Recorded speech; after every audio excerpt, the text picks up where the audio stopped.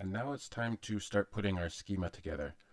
And so where's your schema? Well, it's actually inside the same directory, well, a directory inside the directory that we're using, which, as we saw, is inside just a directory made called easy. And to look at the schema, going to open up VS Code.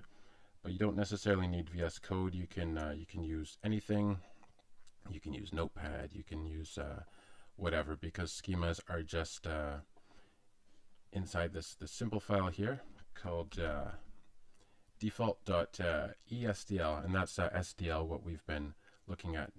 E just means EdgeDB, so EdgeDB schema definition language. And so you can see this, let's make it a little bit bigger, and you can see what we have so far. This is the default schema, and that is module default. So modules are the spaces where you keep similar types. It's like a namespace in other languages, and so yeah, module is the one that you will have by default whenever you start a project. And so let's add this npc. So you go type npc, and you do that. So that is our schema.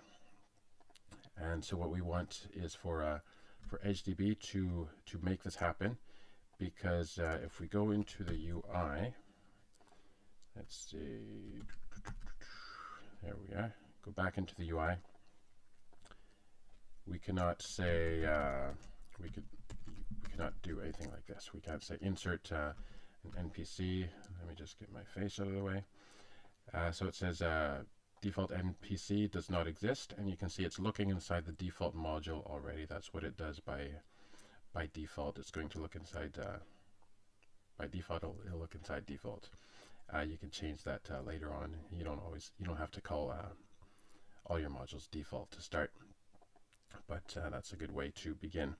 So yeah, you can see we have the schema that we want, but it has not been migrated yet. So the way you migrate is you use the CLI, and which means the command line. And let's get this out of the way. And what you do is you say EdgeDB migration create, and you can see it connects to the database, and it's going to look at, well, I guess this one was really simple. It didn't even have to ask any questions. Usually what it does is it says, did you create type something or other?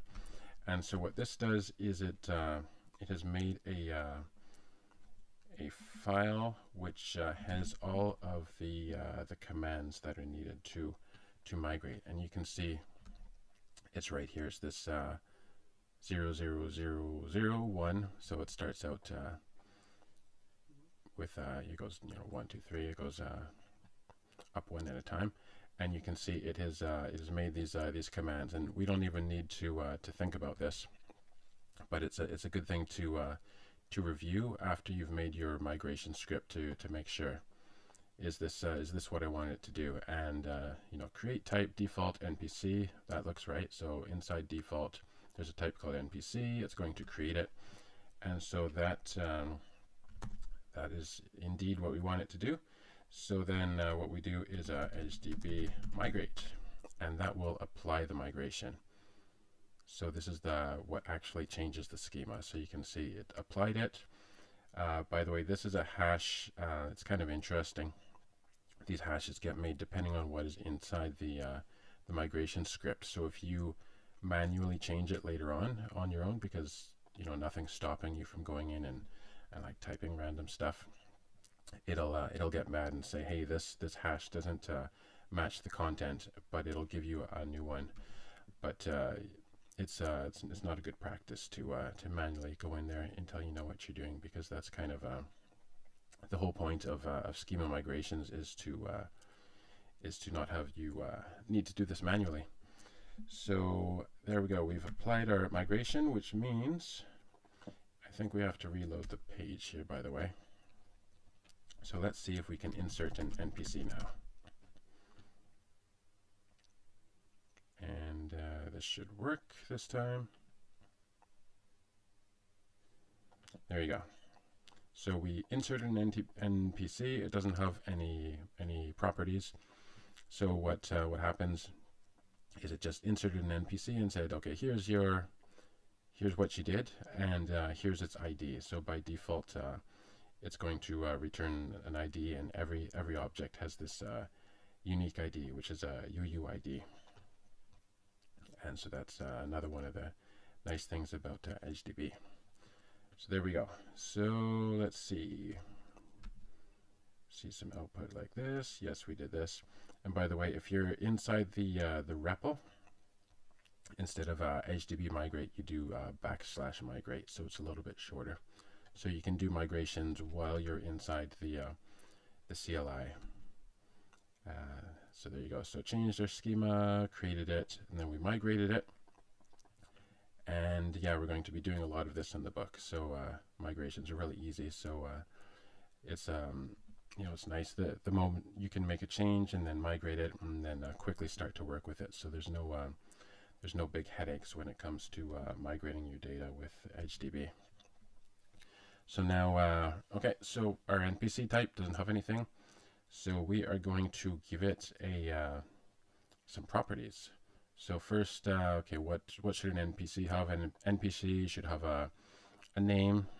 Name should be string, str. And then we're going to make it required, because every NPC should have a name. You should not be able to insert an NPC if it doesn't have a name. And then now we're thinking, okay, places visited, because Jonathan Harker, he's gone to Munich, he's going to Bistritz. So we'd like to keep track of that. So maybe, and this is not going to be the best practice, but we're imagining that first we're starting out with an array of strings. So we're going to have the city names in there. And so let's copy this and then do another schema migration, because they're so easy to do. So open up code. Where are we? Go inside here. So back to our default. And there you go, type NPC. So this has been added and this has been added. And then we'll go back to the command line and then do our migration. So this time is going to be migration create. So this time we should probably get a few interesting questions. Hold on, did I think I put a module inside a module. Oh, I forgot to you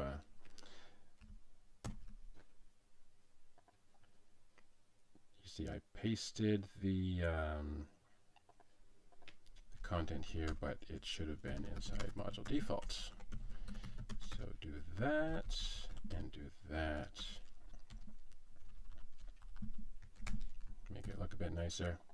Okay, and then we will go back to the command line and try it again. EdgeDB migration create. And this time, oh yeah, I have a hotkey set up here to turn things on and off, and that's where that character came from. So ignore that. That is a typo. Okay. So doing the migration again. And there you go. So here is where it gets interesting. Did you alter object type default NPC? Yes. And you can see all these yes, no. These ones, we'll look at them later. But for the time being, usually if a migration is straightforward, you just click Y. So there you go. Then it says, please specify an expression to populate existing objects.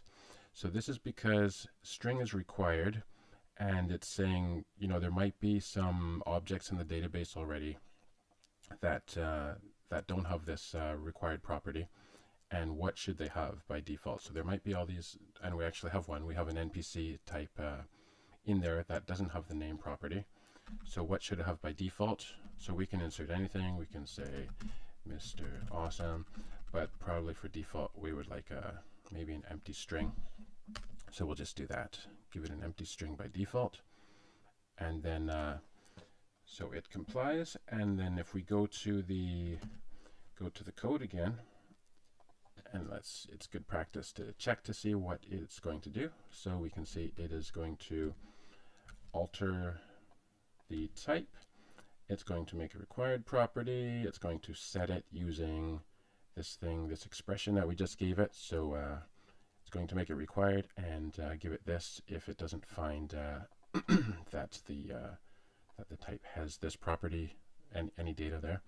And then finally, it's going to make this this property called places visited, and it's going to be an array of strings. And that looks pretty good. So we're going to do migrate. And there we go. So it has migrated the data. And so that means we can go back into the UI and reload it again so it can bring in the new schema.